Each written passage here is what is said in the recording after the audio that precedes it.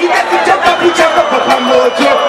Haunare kudakunya kisaketo. Wena kesi mpia uzi ngwambi. Uri kuchireko. Chitabu. Haina shuga. Upeni shuga. Hauna jimabia. Habadiki sakata.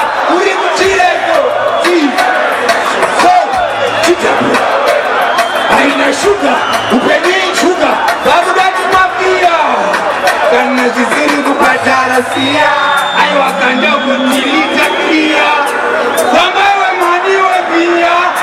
Ayo wawuzi taka sasa jipa iya. Wana koda kuse. Kupoketera kuhini kukipo.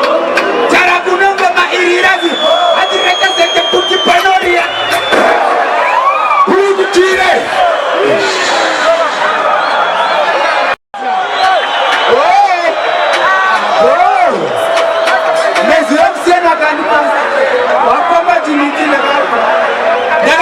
Chakupa na mbora mbari wangu mbele sasa ndazeta plan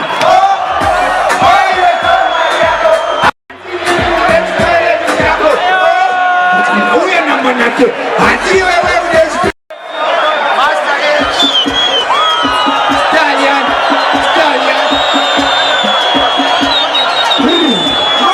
henda uchekera pekishi kabisa.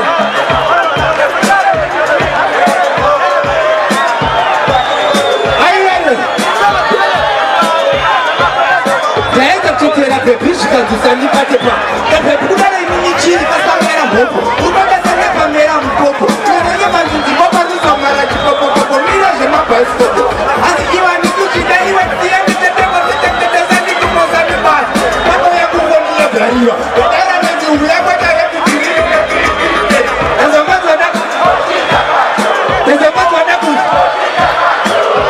wadaku Ochita Gidati Nimanje manje Seganda dance Towe na masita Wana zenyuzo kuzi zinuma kaita Sempi Luka Kukunonata DJ Mikey G Yawanade Ungada kudiseza Chechitaka utishita umeswaka Haya mango mandino da ataura Tutu Ataura Yo Ewa chira ponzo Nebuona Naonia Chishama muta chechi Singapore Yagamia bama munyeka Mahos Shiba Chikodiru Yo Simogara baka sikonye nefanya simujara kuda mtuna